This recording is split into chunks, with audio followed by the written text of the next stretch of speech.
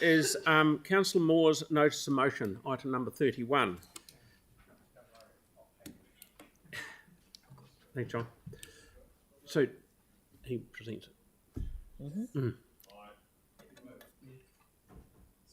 All right. Happy. For some strange reason, Councillor Moore is happy to move. And Councillor Kewen is happy to second. Yeah, Councillor Donovan's happy to second, but Councillor Kewen's also happy to second. So overwhelming seconding and support. This is fantastic. Councillor Moore to speak to it first. And do you want the officer advice reiterated? Moore to introduce it. I'd love to. Councillor Cotter would like Coca would like you to say a few words, please. But won't make it too long. Just give you an idea on where I've been heading with this. Closure of roads is very, very commonplace in an area like Hallsville with very intensive development. Some of these key routes are closed on occasion for months at a time, which is all part of it has to be done. Now, when there's a road closure in the area, every single one of them generally I get asked about. So in the last 15 months, we've had Aidenfield Drive, Wales Street, Olden Crescent, Quaves Road, Sutherland Road, Sabies, Kennedy's Bush Road, Augustine Drive. 5 of which were developer-led, 3 council-led. So I received questions on each of them, but I didn't get a notification of any of them. So what it's meant is I've needed to chase information, sometimes with council staff, sometimes with contractors. But a streamlined process would have helped create efficiencies and me having to ask less questions and take people's time.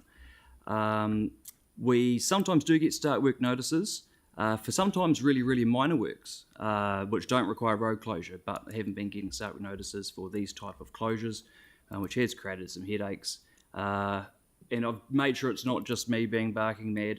We had 3 community board chairs today. Oh, so it definitely was then. Speaking, there are some parts of the city where I'm told this hasn't been so much of an issue, but somewhere that has. And I'm open to any options. The existing issue for me is fairly clear. Not wanting to place extra burdens, I'm actually wanting to decrease them where possible. I do feel that the developer-led road closures, I feel like the contractors will be quite happy to flick a notification through if it means that the word of a closure gets out further, because they're already required to letterbox drop an area that's immediately impacted a week before a closure. But the poor contractors at the end of the line, when a phone number's on a road closure sign, residents will phone them to ask questions that may have already been answered if a notification was shared on social media in advance. So I'm confident it can help reduce some workload for the poor contractors on the end of the line, who've always been very helpful to me in these processes. I do think it's useful for the public to be forewarned of a road closure. It can mean they take a more efficient route. Forewarning means less congestion, less frustration, and ultimately safer roads, particularly when we've got road closures near schools. The public generally also appreciate just knowing why a road is closed. It is their roads after all. Understand work's got to be done, but just a courtesy of knowing the reason I've found really useful for residents. At the end of the day, I can notify thousands of people by social media in a few clicks and also notify local schools when roads nearby are going to be closed. I'm offering to do these communications for free. I imagine other elected members might be quite keen to do the same. Or they might not, and that's fine too. So I'm open to any form of process of some description that makes improvements. As I say, wanting to lessen a burden, not increase. But the bottom line is I'm just keen to get these notifications out into the community where they belong, wherever we can. Thank you. Now look what you've done. You caused all these questions. Councillor Cotter. So is this going to be questions of staff? I've got a question of staff. Yeah. Please. So just, and, you know, it's a really good thing, Councillor Moore, but just wondering, so in the report it states this will require, 2.2, require time and resource to complete, and Councillor Moore has clearly stated that he doesn't really want it to use a lot of resource. Would it help if it was not a report back, if it was just investigate and perhaps convey this by, or just instigate rather than building a report? Would that change the resource burden? This has been moved and seconded, so So, through the chair, can I put a bit of context around it from our point of view as staff and the staff advice that's come back to Councillor Moore? We are, as a regulatory authority in that sense, obligated to allow people access to the road corridor. So Councillor Moore has identified utility providers and developers and all sorts of parties that need to access the road corridor. If they change how that is used, there needs to be a temporary traffic management plan, whether that be for cars or for people or for bikes. We have processes in place to advise, to require people to advise when road closures are going into place. They involve signs at the site for a number of days before it's going to happen, and they involve letterbox drops, all sorts of things. All of the road closures that we are aware of are on our public website and are available on our public website. All of the ones that we are aware of are on it. And that is a lot of them. They are on, and where we have changes to traffic patterns, it's on our website. We are currently undergoing a piece of work to improve that information and the information we get back from contractors to load on that site. And we are looking to improve that website. A report back will be a resource burden. Yes, we will have to put some resource on it. At the moment, I'm not sure what that will mean doesn't get done, because I'm not sure who's going to do it. But we will continue with updating that website as well, because that piece of work is planned and is underway. So just to implement something isn't an answer. We've been asked to come back with options, so we would need to do a report. That'd be my answer. You agree with me? Yeah, I agree with my colleague, through you, Mr. Chair. I would also say that, first up, the concept of extrapolating information that is already on a website and our focus being on that website, feeding it into a different format and passing it to others is counterintuitive to our citizen self-service, reducing administration philosophy. That's not to say that we might not find another option, but up front we would struggle, and like Lynette's team, we do not have a resource that we can identify at the moment to undertake this, so we would need to deprioritise another initiative.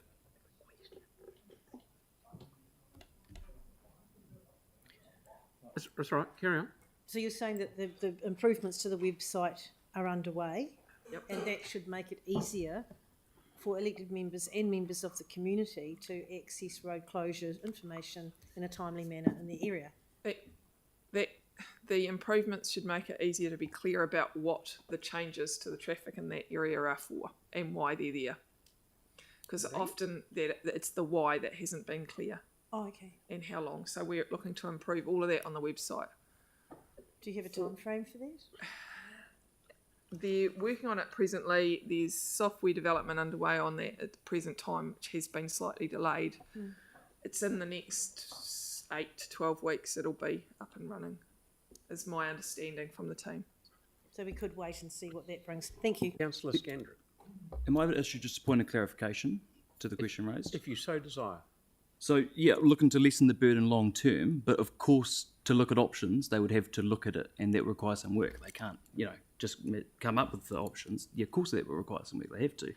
But looking to lessen the burden long term, I've had multiple examples of road closures of roads that are closed that have not been on the website. There are multiple examples, and I've got the email trails of them. And again, this is just looking at options. It's not asking for a clear-cut process, just for options on how we can improve those communications. But I can't see also how it would be counterintuitive to get the information of a closure to where it needs to go, which is the general public. That's exactly who needs to know about a closure. So just need to clarify that point. Yeah. Okay. Councillor Scandrick. Yeah, just a quick one. When a road closure is proposed, and we look at, say, then a second one comes in somewhere that could affect the flow, traffic flow through an area or around an area or whatever, do we have ability, do we have in our planning process ability to see that? And if we recognise it, can we negotiate or ask one of the party, or say the second party, because one's already, that can they delay it? Because I totally get, we cannot, organisations, whoever, have an absolute right to undertake work. So I'm just wondering about that. Yes, where we know about it. Yep. And there are standing rules and standing operating rules within the traffic management system. So you're not supposed to have another closure on a detour route, for example. Yep. But again, it's we have an oversight role and a regulatory role when we know about it. So what, if I may say, There may be instances that it will happen where someone puts something in that we don't know about. Because they're focused on delivering their project, their development, whatever, they just put it in. They don't. I'm just saying it has been known that people don't necessarily get approvals for what they're doing, and that's when we get out there and sort it out as well. Yep. The New Zealand way of doing I know. things. Bloody contractors. Councillor McClellan, did you have a question? Oh yeah, we might as well go to 5. So initially I was confused, sorry Andre, when I was reading this about what the purpose is, but now I understand it's not so much about, it reads like there's a document out there that you just can't be bothered sending to us, but that's not the case. It's more about the quality of the data at the other end, which it sounds like you're already working to improve. If you get this all approved, which is really the essence of this, what I'm saying is I don't want to inadvertently sign myself up for more emails. So if you do sort this out and then you also manage to send it out to elected members, I'm assuming there'll be an opt-out. Cool, that'd be great. Thank you. Brilliant. Councillor Coker. Are we allowed to ask questions of Andre? I'm not asking you, Jake. So yeah. Bore on in. You know, so my question is, why exactly have you asked for this, I guess? Because if the people who live in the street, if it's people that live there, have been informed by a letterbox drop, why would anyone else need to know? Brilliant question, because thousands of other people use that road in some cases every day.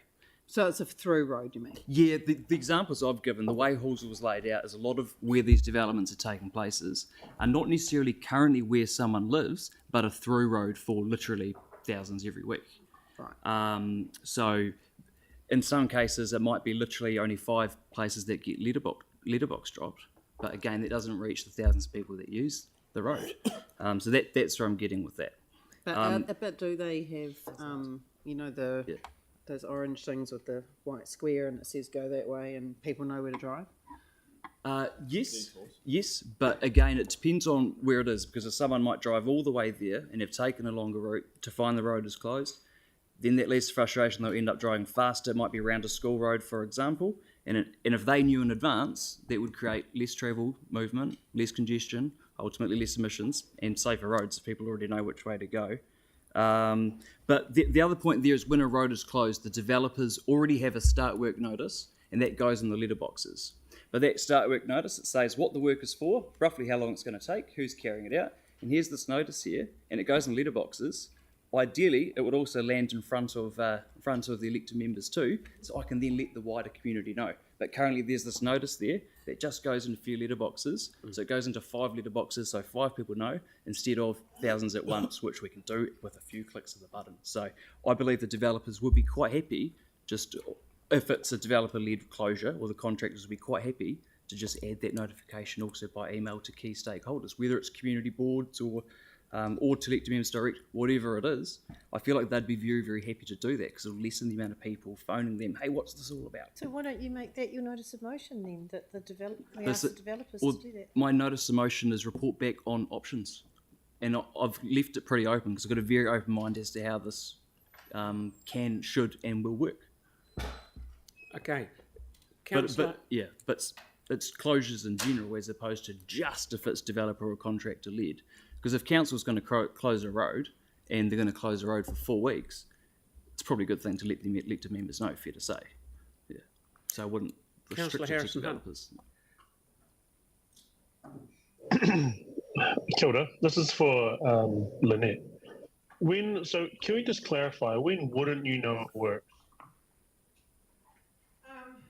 When wouldn't we know of a road closure happening? Sorry, microphone. Sorry. Yeah, I got clicked at.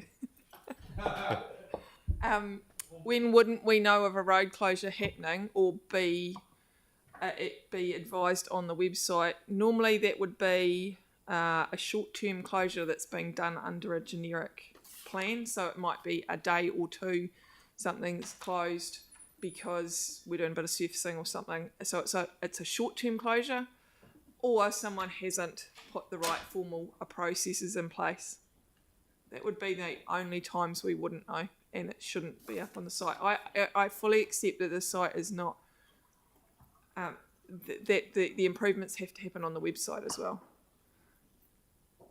Gotcha. And could that be potentially one of your options if this does go through? Well, yes, it will clearly be one of the options, yeah. Okay, and the next question is around the GPS. So, for example, maps, for example, Google Maps and Apple Maps, they all update with works, road closures, etc. Can you just in layman's terms, tell me how that works out? Or how it works essentially, because that could be quite applicable to this. That's probably something I can't. I'm probably worse than a layman at trying to explain technology like that. Sorry, councillor. Okay. But I do know they work on congestion, but I don't know how we link into them with that. So that's something I can report back on as part of this if it goes through.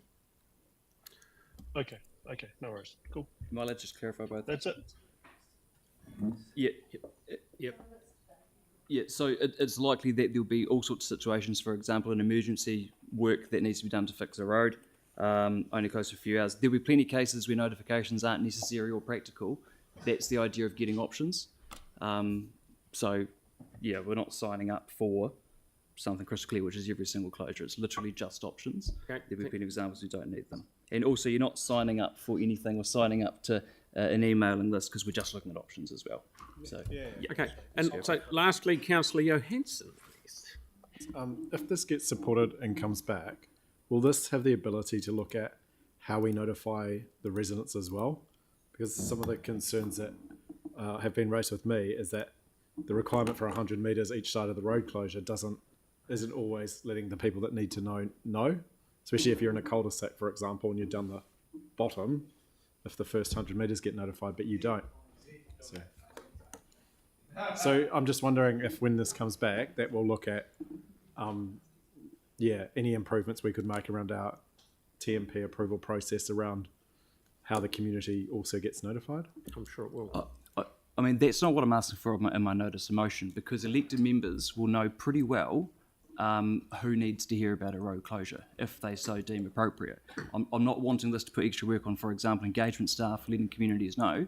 I feel like elected members are very, very capable of using their resources to get those communications out further. Okay, That's where I'm going with we've done this to death, and I think we know where we're heading. I'd like to, we have a mover and a seconder. I'd like to put the motion. We would like to do some debate.